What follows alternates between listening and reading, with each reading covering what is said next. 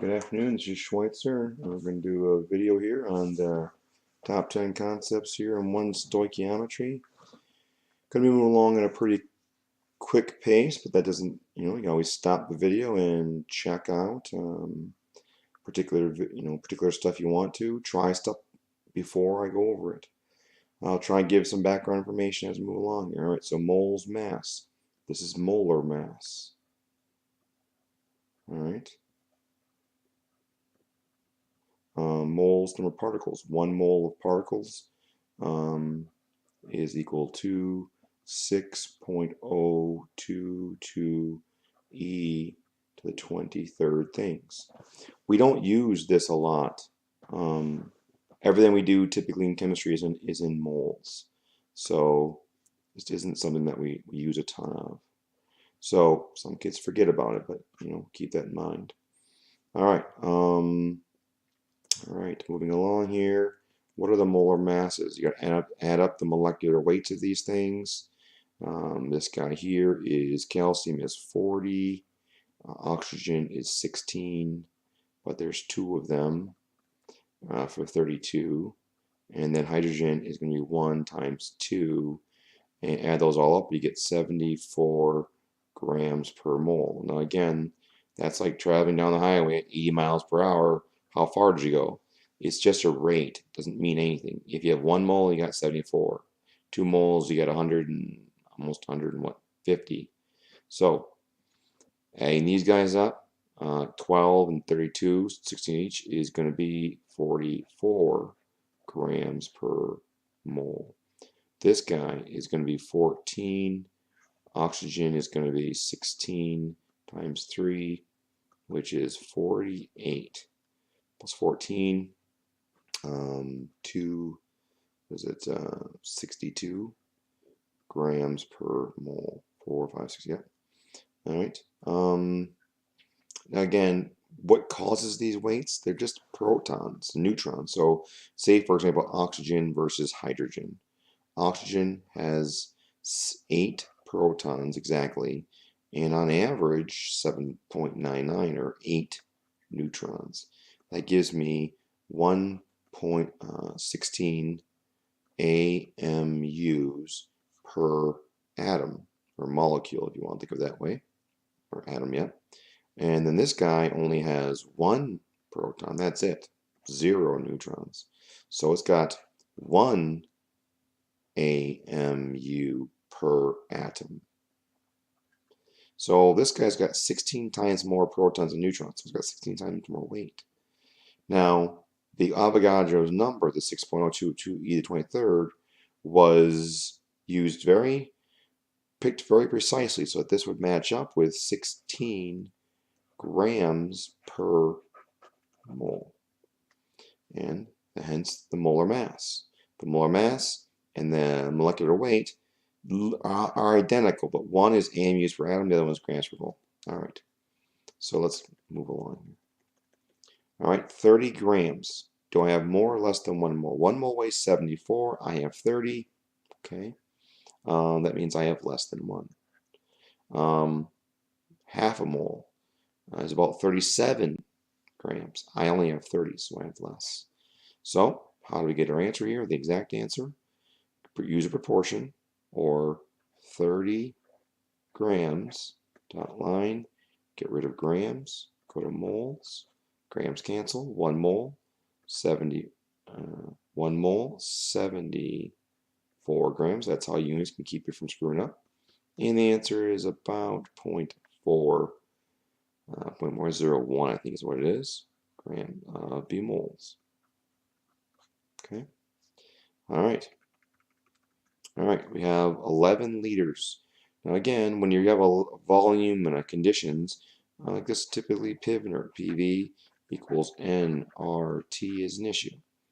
But in this case, because we're STP, 1 mole equals 22.4 liters. You must be in Pivner to have this work. Pivner must be in STP.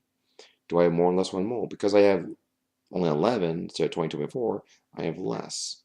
Calculate the actual value using factor label. I'm not going to use factor label. It'll be So it'd be 11 liters to moles. 1 mole is 22 liters. So it's a little bit less than 0.5, like 0.49. I'm just going to go 0.5 moles. All right. Next, 22 grams of carbon dioxide. How many atoms of oxygen do I have present? Okay. Well, I'm going to go from grams to moles of CO2 to moles of oxygen to actual molecules. All right, let's show the math here. I have 22 grams. Get rid of grams and go to moles. 1 mole is for carbon dioxide is 44 grams. So I only have 1 mole. I should say half a mole. 0.5 moles. And then at that point, for every 1 CO2, there's 2 oxygens. That bumps me back up to 1 mole. And 1 mole times 1 mole equals 6.022 e to the 23rd. Just gives me the same thing. 6.022 e to the 23rd particles of oxygen. There we go. Next. All right. I have chemical reactions combined in ratio, so the heart of our stoichiometry. All right, I have 20 grams of each reactant. Do an hypothesis. H2 is a limiting reactant due to the fact that H2 is being used up twice as fast. Justify or nullify. Well, the 2 factors that affect the limiting reactant. One is rate used. That's very important. The other one is quantity. The issue is its actual numbers of individuals. This is a mass. So I can't say for certain unless I know how many actual individuals there are. This guy is 16 times heavier than this one, as mentioned earlier. So this has got 2 grams per mole. This one is 32 grams per mole. All right, so let's do some math here and see how many actual particles I have. 2 grams, get rid of grams and go to moles. Let's say this is for the 20 grams. All right, for the hydrogen. So this is going to be 1 and 2. That's 10 moles. It's a lot of moles. And the other guy is 20 grams. Get rid of grams and go to moles. 1 mole is 32 grams. And you'll note that's less than 1. Right? So calculate that out. So 2/3. So 20 divided by 32 equals 0.625. So 0.625 moles. So now we got to make an assessment. Okay, so I have 2H2 plus O2 yields 2H2O. I have 10 initial stoichiometric ratio, and I have 0.625, and I have 0. So I think you can see that this guy being so much less in quantity is going to override the fact this one's used twice as fast. Minus 0.625. Now I'm going to jump from here to here, and this will verify my limiting reactant. And the jump here to here will give me the amount of water produced, which is what this question asks. So we'll nullify this one right away while I remember, because it's not giving us the quantities. All right, so this guy goes to 0. That's designating a limiting reactant. All right, here to here. 0.625 at a 1 to 2 ratio is 1.25. Want to make sure you show your work on that. Doubling this, 1 to 2, 1 to 2. That means I have 8.25 left moles. And at a 1 to 2 ratio, once again, I'll get 1.25 moles of water. What is the mass of this? Okay, now we'll flip it to mass. 1.25 moles. And for every 1 mole, I get 18 grams. And let's go ahead and multiply it across. 1.25 times 18 is 22.5 moles.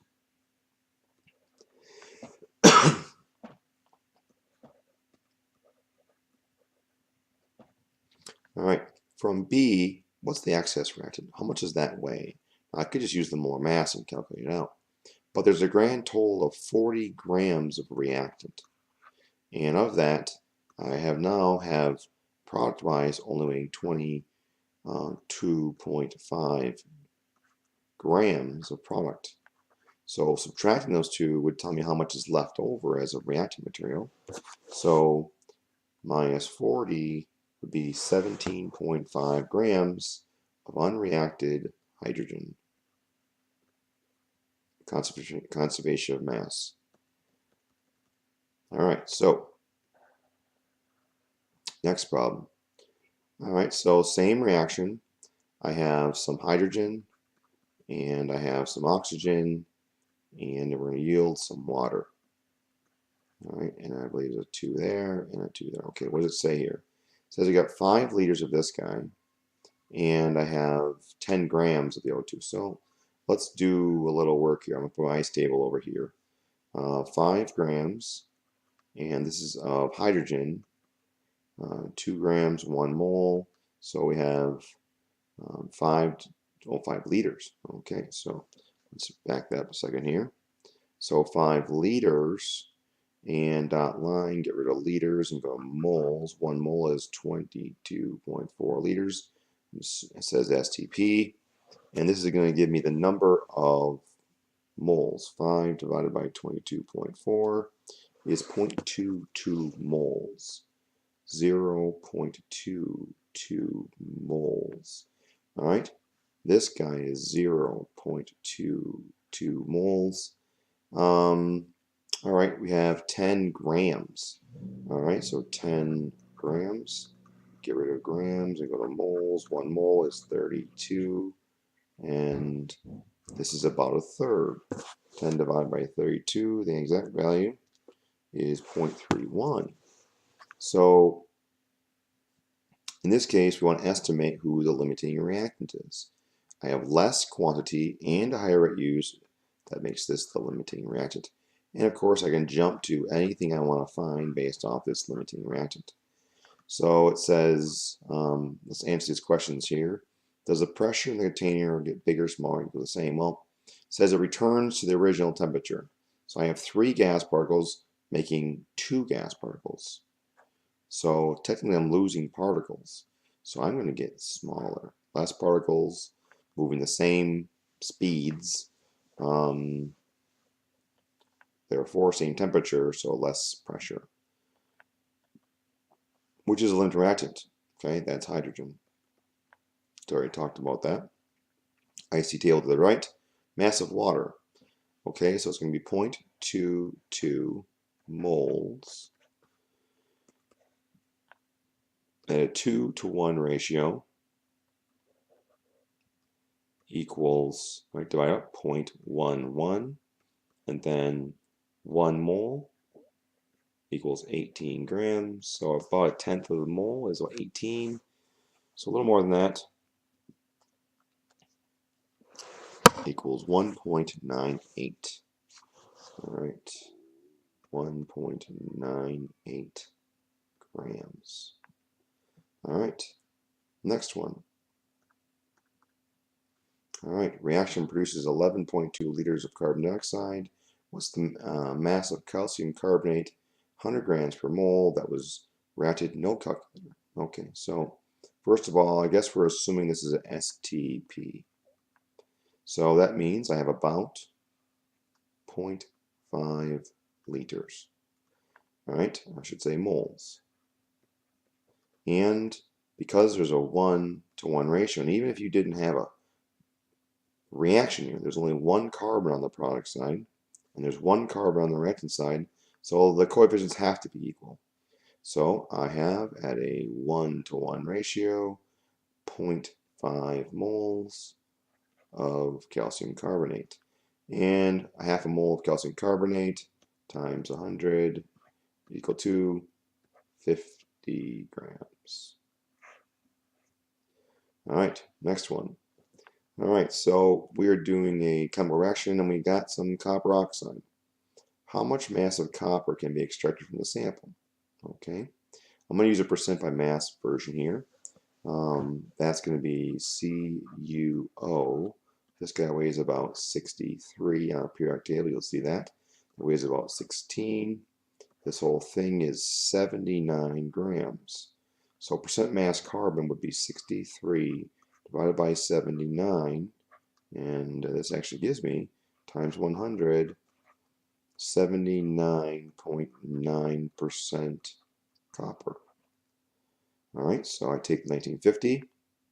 1950. So hold on a second here. It says that's my sample there. I know I'm using 50. So 2,500 times 0.799, and this will give me my mass of actual copper in this sample. So we'll almost 80% of that, and that equals 1993. Okay, now a chemist did this work and actually only got 1950. What's the percent yield? So percent yield is the actual amount that you got. This typically would always just be given to you. Divided by the theoretical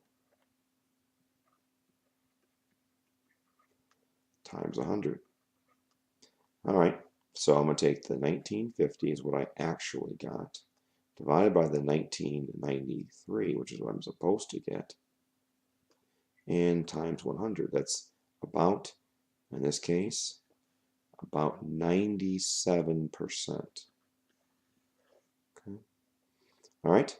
Now again, you take this sample out. You're supposed to get the 1993. You weigh it out. You only get 1950. Okay, so it's like planting 10 seeds. 8 of them come up. You get an 80% yield. Well, what happens if you got a number that's bigger than 1993? Is that possible? Let's say you get 2150. Is that possible? Well, it's possible, but that what it typically means is you have something in here that isn't what you think it is. Maybe there's some water in there. Maybe there's some contamination. So that's what we typically would think. All right, flipping next one. All right, so now particular drawing for stoichiometry. These are super common.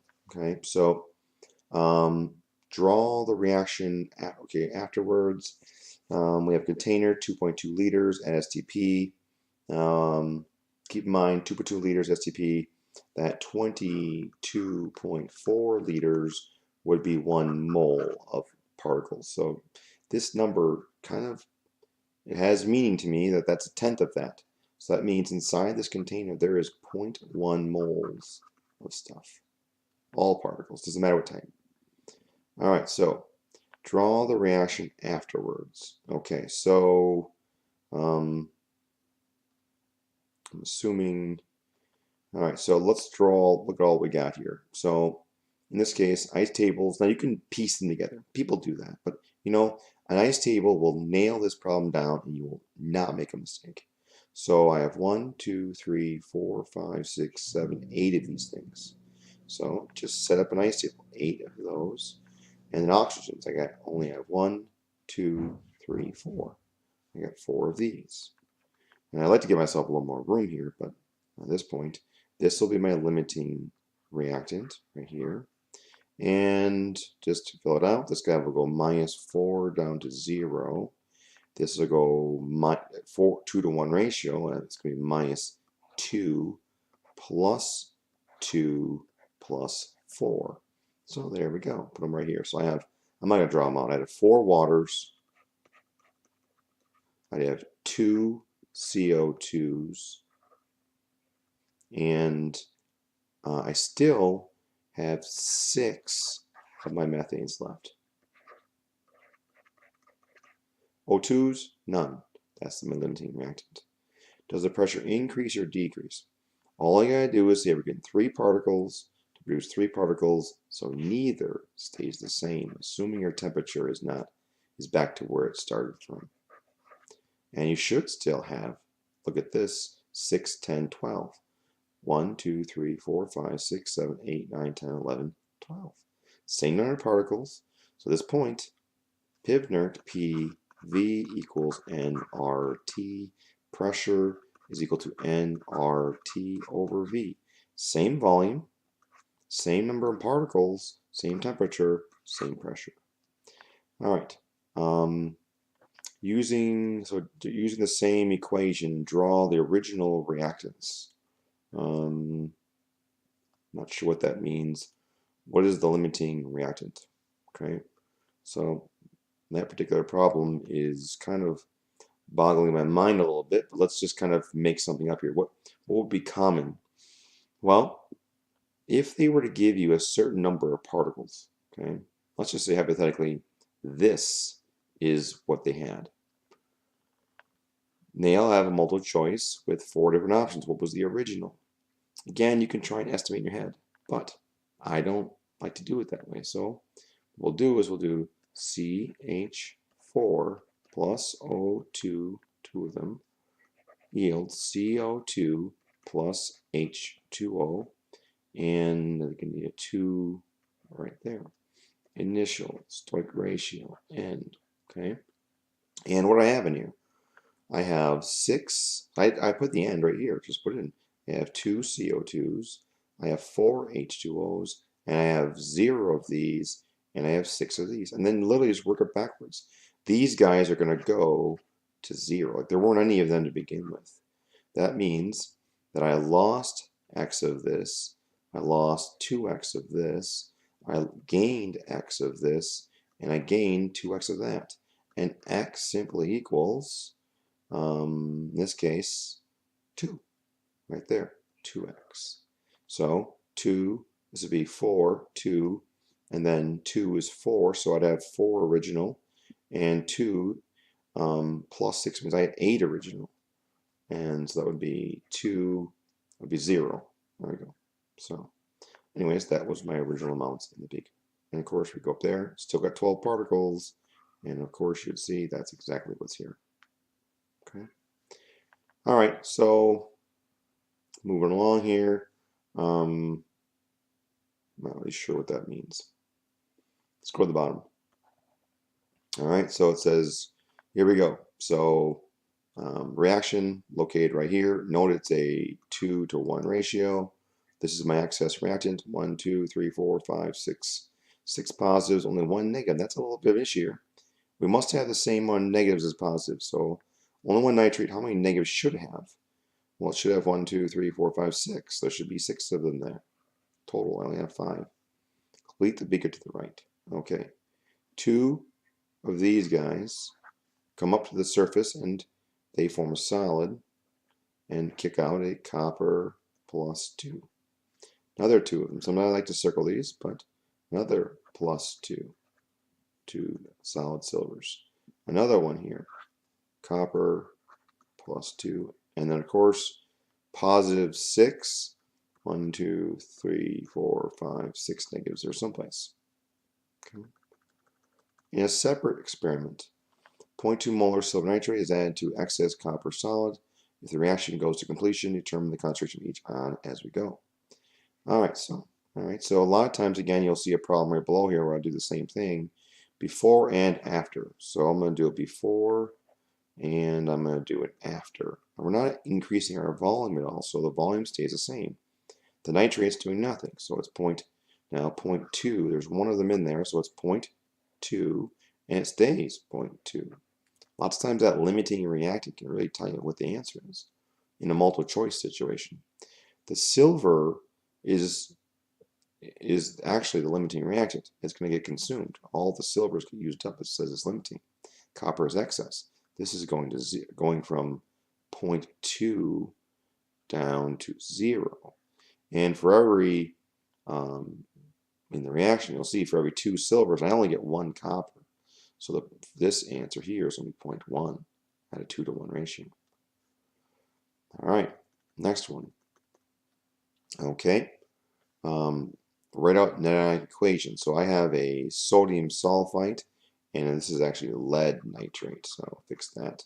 NO3 minus and parentheses 2. I got a lead ion here, Pb.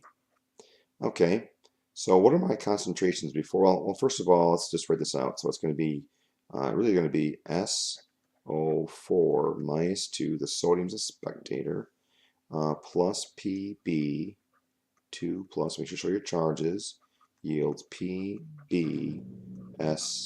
All right, what are my concentrations before? Well, okay, so 0.3 times 2 is 0.6.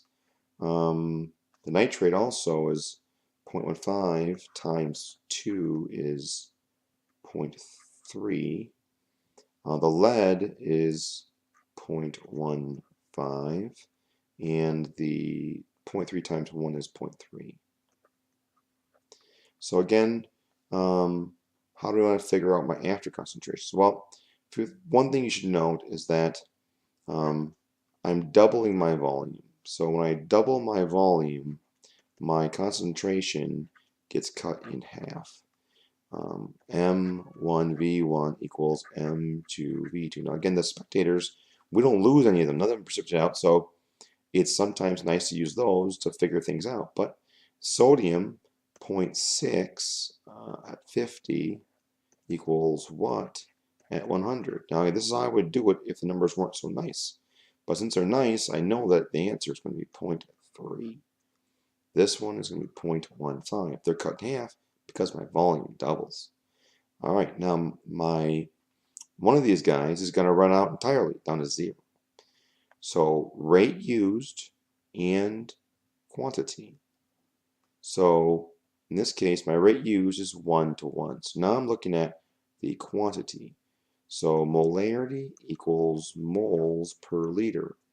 So molarity times liters equals the moles. So these are the two factors that affect my quantity. And you look at it here that they have the same volumes. So this factor is the same. But this guy is twice as concentrated as that one is. So I have two times as much of this, as you can see, concentration-wise. So in this case, because I have less quantity of lead and it's being the same rate, this drops to 0. This guy, now if I can do all the math I want, you can set yourself up a nice table and run the lead to 0 and solve for the moles of sulfate left. Divide by the new volume and you get the concentration. But I am going from 0.3 and I'm going to cut that in half down to 0.15 due to the fact that the volume's doubling. And I'm using half of it because I have exactly 1 to 1 ratios and I have 0.5 of that, so I'm losing 0.15 of this. So that's down to 0.075. That is the amount of concentration left. All right. Winding down here. Percent composition. Okay. So percent by mass is mass over total mass. Mass over total mass times 100.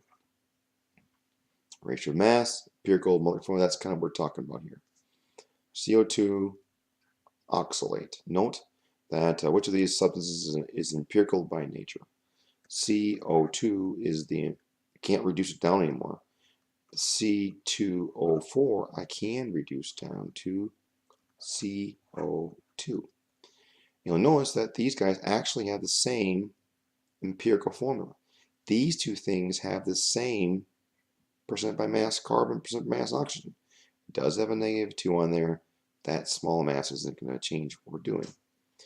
Identify in terms of the percent mass carbon.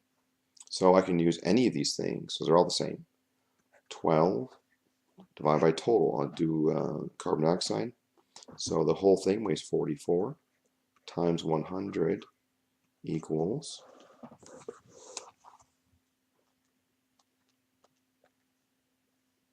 27.2%. 27.2% carbon. And now it says, what is the mass of carbon in this mass of carbon dioxide? 2.50 e to the -5th contains both carbon and oxygen.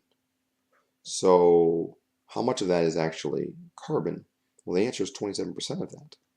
Take this times 0.27. 2. And whenever we're multiplying things and you don't have a calculator, you want to try and just look at it mathematically, take the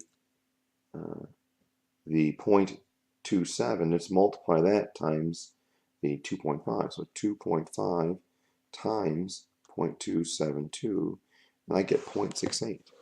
So my answer here is just going to be 0.68 e to the negative fifth. That didn't change. Multiply the two base numbers. And then it would be same as 6.8 e to the negative sixth. Alright, so next. Which of the following have the largest 5-gram sample? Which of the 5 samples has the largest mass of sodium? I'm assuming they all have the same weight. So of all the same weights, which one has the most weight of sodium? First things first, this mass here is about 23. We could hit the periodic table here and verify that, and yes, 23. Now here, you notice that these get lightest all the way down to the heaviest. So I'm not going to do the middle ones. Let's just do the top one, which is 18.9, the bottom, which is 127-ish. For our needs, that's perfectly fine. So this guy is 18.9, and this guy here is 126.9, and this guy is still 23. So at this point, a couple things you might note. This guy here, without doing the math, actually is more than 50% sodium, because this number is bigger than this one. Here I'm less than 50%. So that's a kind of common question. Which of these guys is the biggest or smallest, or bigger or smaller than 50%? And at this point, this one's over 50. This guy here is 23. This guy is 35. So we're below 50% on that one. That one, of course, is below 50% too. So which one has the most mass of sodium? It'd be this guy, over 50%. If you want the actual percent mass, add the two together and take 23 divided by the total mass, which would be 0.5. And what, 41.5 divided out times 100, and you get the answer. All right, last thing here. I'm given a percentages, pretty common question here. What is my empirical formula? Okay, so now I'm going to put the work here. I'm going to go from percentage to actual grams. To do this, I need a sample size. Common sample size, 100 grams. So 100 times 0.381 is 38.1 grams of the xenon. And in this case, I have chlorine. That gives me 0.618 times 100 is 61.8 grams. 100 gram sample, very common. The actual molecular weight is another common sample size. All right, next thing I'm going to do, because I want to do an empirical formula, which is a ratio of individuals, I would like to convert this to moles. And dot line, grams to moles, and dot line, grams to moles. What are my molar masses of these guys? Xenon or chlorine is about 35.4. Xenon, I don't know. Okay, so xenon is 131.29. So, in this case, 131.2 to 1. Now, these sometimes can be particular for rounding. So on AP tests, sometimes they give you lots of sig figs, 5 numbers long, just so that the rounding is not an issue. But they're also going to tag you for sig figs. So if you see 5 sig figs here, use 5 sig figs all along. All right, 38.1 divided by 131.2, and I get 0.29.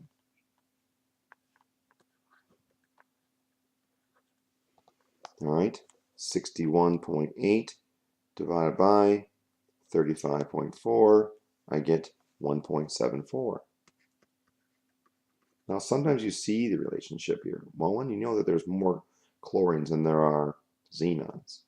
But to better reveal the ratio, divide by the smallest one. And this will show you for every one of these, how many of these do we have? This is 1, and this will end up being dividing out. It's awfully close to 6. So my ratio is 1 to 6. Xenon hexachloride. Okay, and that's my empirical formula. Now to get my molecular formula, I need to know one more piece of information. That's the molecular weight. So I take the molecular weight and divide it by the empirical weight, saying the molecular weight is 343. 343. Divided by the empirical weights, add that thing up, all the pieces of that for the molar mass. And you'd see that that's also real close to 343 equals 1. That means this is also the molecular formula. Now, the next option is xenon 2 chlorine 12. And this thing would have a molar mass or molecular weight of 686 grams. Well, that's really heavy. All right, at least for the stuff we deal with. All right, and that, of course, is nowhere close to that. And we can't be between them either. It could be one or the other. All right, that ends this video. Thank you very much.